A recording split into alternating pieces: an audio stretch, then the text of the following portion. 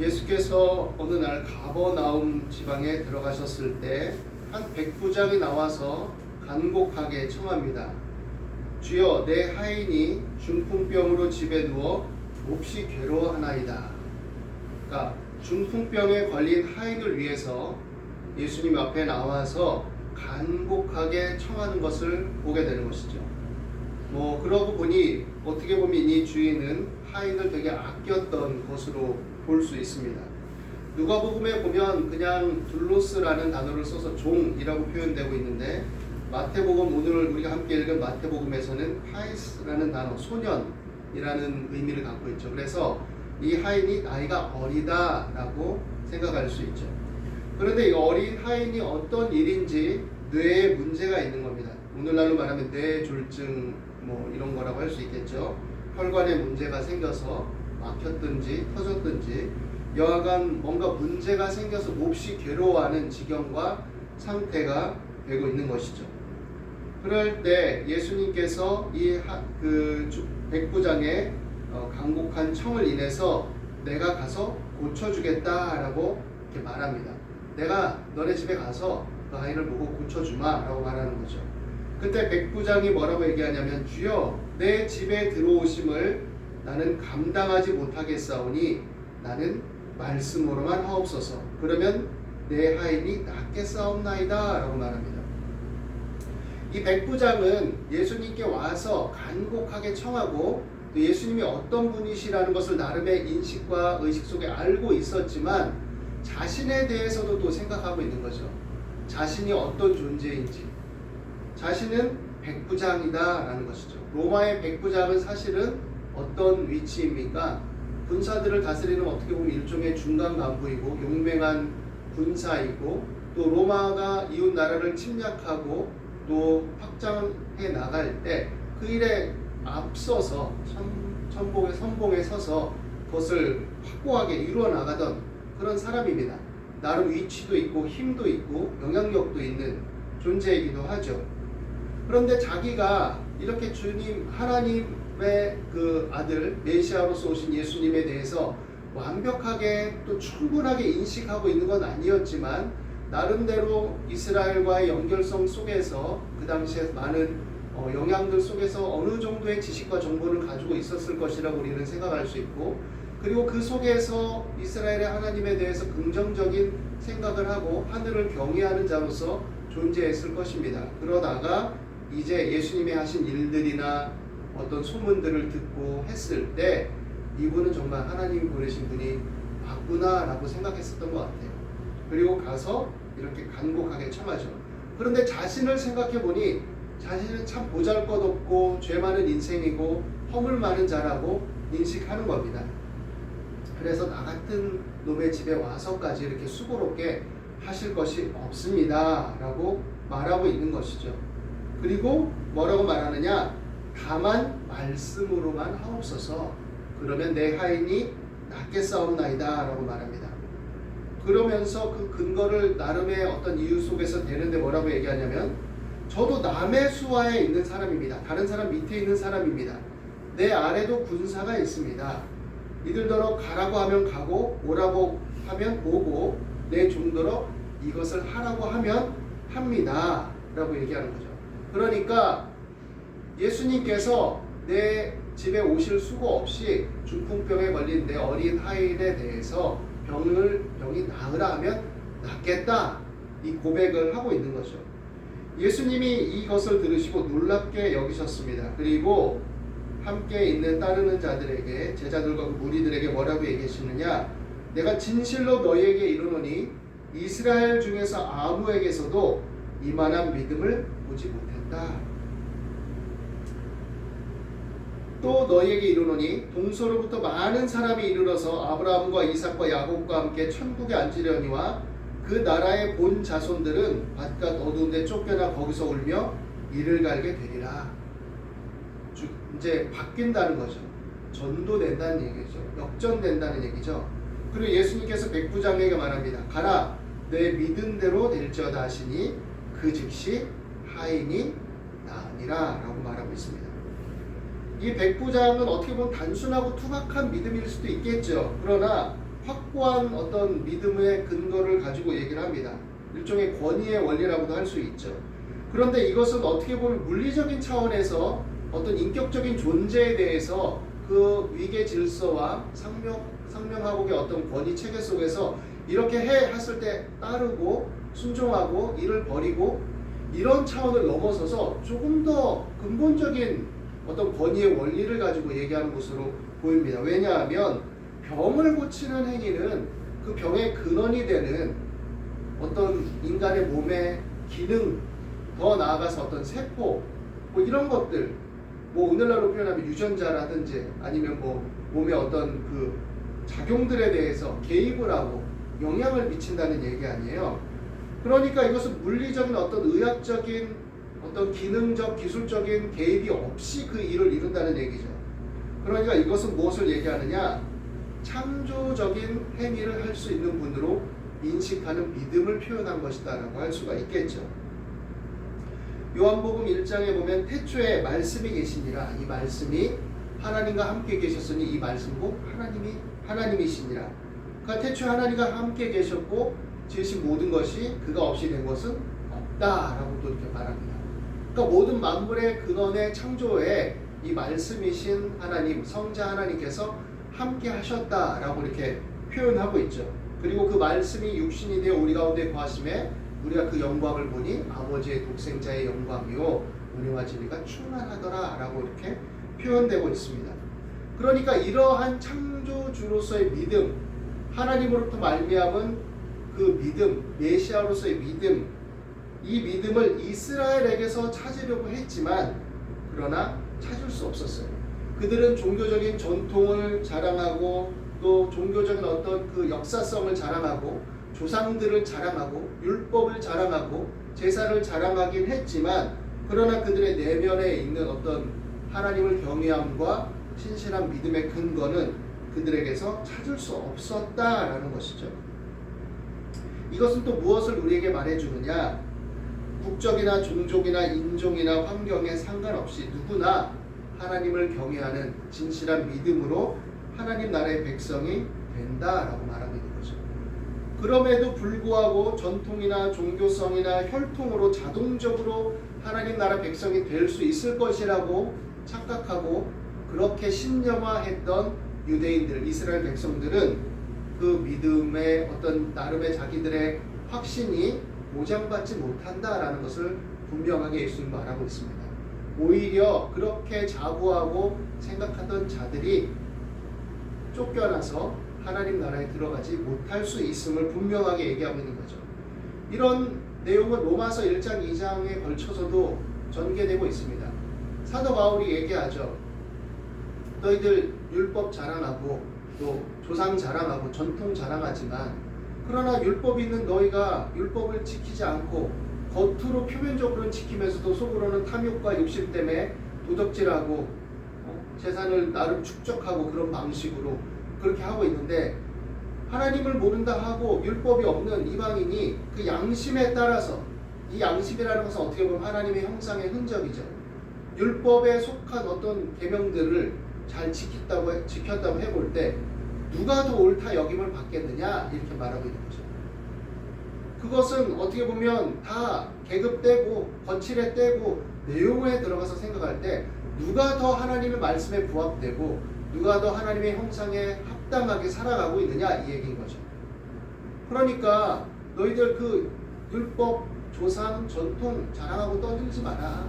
근본적으로 모든 사람들이 죄로 인해 하나님의 영광에 이르지 못했지만 그러나 하나님을 경외하고 또 그리스도 예수 안에서 그 믿음으로 말미암아 하나님께 나오는 자는 조상이든 전통이든 혈통이든 다 상관없이 누구나 다 평등하게 공평하게 하나님의 자녀가 되는 은혜를 주신다. 이것이 하나님께서 원래 의도하신 바고 특별히 이스라엘을 택해서 율법과 제사를 통해 제사장 나라를 삼으신 이유와 목적이 거기에 달려있는 것이지 너희들만 배타적으로 구원하기 위해서 한 것이 아니다라는 것을 분명하게 말하고 있는 것이죠. 그래서 다른 말씀에 보면 혈통으로나 육신의 정으로나 인간의 뜻으로 나는 것이 아니라 그리스도 예수 안에 있는 믿음으로 말미암아 구원을 받는다고 얘기하고 있는 것입니다. 그래서 요한복음 3장 16절은 일종의 황금률과 같은 거죠. 하나님이 세상을 이처럼 사랑하사 독생자를 주셨으니 이는 누구든지 저를 믿는 자마다 멸망하지 않고 영생을 얻게 하려 하심이라.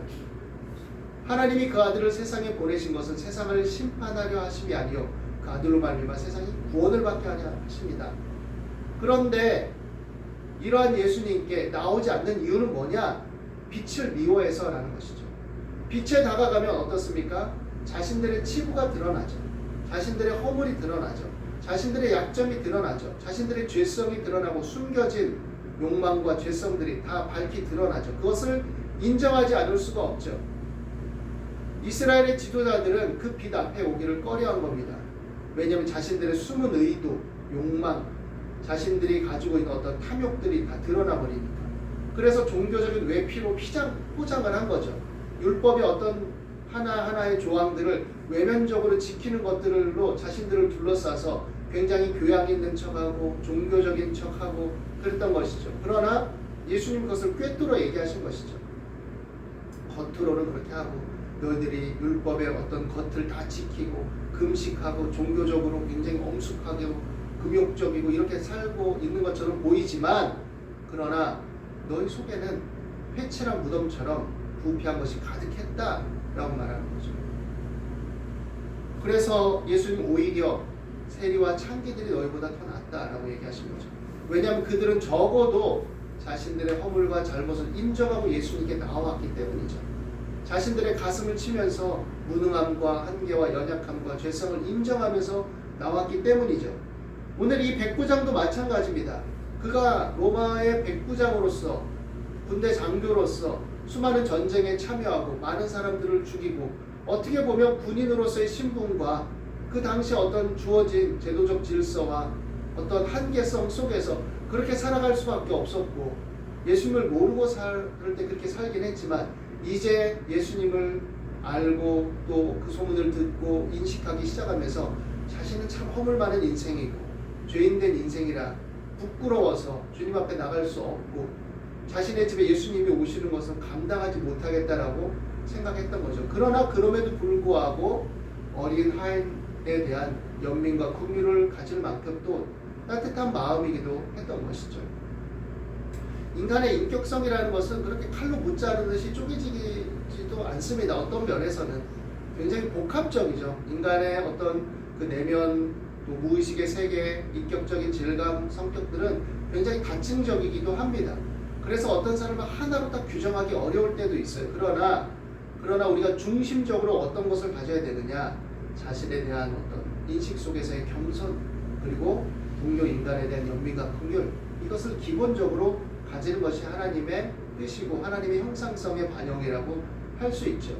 사람은 어떻게 보면 시대적, 상황적, 또 환경적인 차원에서 매여 있는 것들도 있었기 때문에 또 살아가기 위한 생존의 어떤 매임 속에서 하나님을 잘 알지 못할 때 또 신앙이 미흡할 때 그 연약함 속에서 나아가는 것들도 있긴 하지만 그럼에도 불구하고 하나님을 향해 나아가고자 하고 그 은혜와 자비를 긍휼히 여기심을 바라고 구할 때 하나님은 손길을 내밀어 주시고 자비와 은혜의 하나님이시다라는 것을 분명하게 나타내 주고 있는 것입니다.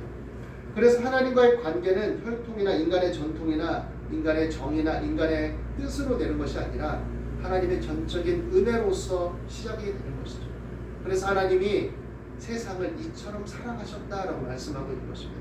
그래서 독생자도 아낌없이 주셨다라고 말하고 있는 것입니다. 말씀이 육신이 되어 우리 가운데 거하셨다라는 의미성으로 우리에게 나타내주고 있는 것입니다.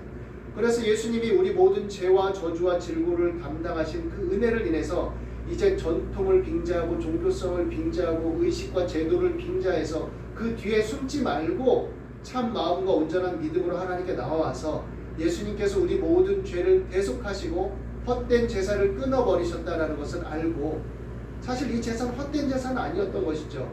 그것을 통해서 우리의 죄를 바라보게 하고 우리의 약함을 바라보게 하고 그것을 통해서 하나로 결집되게 하고 하나님께 나아가야 된다는 것을 알게 하고 우리 죄로 인해서 생명이 죽어간다는 것을 보게 하고 어떻게 보면 그 시대적 상황과 현실 속에서 그 세계관 속에서 한계성이 있지만 인간에 다가오셔서 교육을 하신 것이죠.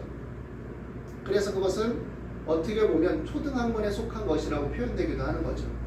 하나님께 나아가기 위한 어린 시절에 받은 교육처럼 얘기되고 있는 거죠. 그러나 이제 실체가 왔고 그 의미가 확연하게 드러내졌을 때 우리에게 진정으로 요구하시는 건 무엇이냐? 율법의 정신으로 귀결될 수 있는 하나님을 사랑하고 내 이웃을 내 몸과 같이 사랑하는 거죠. 우리가 그렇게 완벽하게 사랑할 수는 없죠. 그러나 그러려고 애를 쓰고 또 그런 정신과 가치를 가지고 추구해 나가는 거죠. 그런 면에서 우리가 그 속에 지혜를 구하는 것입니다. 엄격하게 정의를 적용하고 공의와 공평을 적용할 때도 거기에 그래서 연민과 긍휼과 사랑의 원리를 섞어야 되는 것이죠. 우리가 바르게 정의롭게 진실하게 해야 되는 것은 분명하지만 사랑과 연민과 긍휼을 거기에 포함시키지 않으면 어떻게 보면 너무 날카로운 칼이 되고 생명을 살리기 위한 정의가 아니라 파괴하는 정의가 될 수도 있다는 것이죠. 그런 면에 있어서 예수님은 긍휼과 자비를 이방인들에게 또 많은 어떤 사람들이 그 당시에 이스라엘 선생들이 봤을 때 왜 저런 인간들에게도 자비를 베푸는가 할 수 있었지만 예수님은 그게 맞다라고 보여주신 것이죠. 그리고 너희들은 겉으로는 의롭고 잘난 척하지만 속에는 이들보다 더 진실하지 못하고 탐욕으로 가득 차 있다라고 말하고 있는 것입니다. 우리가 하나님께 나아갈 때 그 은혜 안에 있는 풍성한 자비와 긍휼을 믿고 확신할 수 있게 되기를 바랍니다. 그리고 그 은혜의 원리에 의지해서 우리 삶의 자유함과 담대함을 가지고 나가게 되기를 바랍니다. 그리고 권위의 원리 속에서 하나님께서 역사하시고 하나님의 말씀 안에 생명이 일어나고 치료가 일어나고 회복이 일어난다는 것을 믿고 그 말씀의 원리를 따라 삶을 적용하고 힘차게 전진할 수 있게 되기를 바랍니다. 하나님을 사랑하는 자 곧 그 뜻대로 부르심을 입은 자들에게 모든 것이 합력하여 선을 이룬다는 믿음을 갖고 강하고 담대하게 믿음으로 나가고 구원의 확신과 그 은혜 속에서 날마다 하나님의 자녀로서의 믿음을 가지고 여러 어려움과 문제들에 굴하지 말고 뒤로 물러가지 말고 강하고 담대한 믿음으로 하나님의 뜻을 구하며 전진해 나갈 수 있는 저와 여러분이 될 수 있기를 예수님의 이름으로 축원합니다. 기도하겠습니다. 하나님, 그 은혜와 자비와 긍휼을 인해 감사와 찬송을 드립니다. 우리는 다 허물 많은 인생이요 연약하고 죄 많은 인생이라 하나님께서 우리의 연약함과 연약함과 허물에도 불구하고 자비와 긍휼을 베푸심을 인해 감사와 찬송을 드립니다. 우리는 때때로 서로 비교하며 더 잘난 척을 하고 교만하게 굴기도 하고 또 겸손치 못할 때도 있지만 그러나 우리에게 겸손한 마음을 주시고 연민과 긍휼의 마음을 갖게 하시고 담대한 마음을 갖게 하시고 하나님의 사랑과 그 한없는 자비와 긍휼 속에 아버지 하나님 또 다른 사람을 긍휼히 여기며 화목하는 권세로서 믿음을 가지고 생명을 살리는 삶으로 나가게 하시고 또 이러한 삶을 잘 살아갈 수 있도록 우리 앞길을 열어주셔서 우리의 진로와 또 학업과 직업의 문을 여시고 필요를 채워주시고 주께서 권능의 손으로 역사하시고 합력하여 선을 이루어 주옵소서. 오늘도 우리 가운데 역사하신 능력대로 온갖 구하는 것이나 생각하는 것에 더 넘치도록 능히 하실 주님께서 함께 하심을 믿고 의지합니다. 감사하며 예수 그리스도 이름으로 기도드립니다.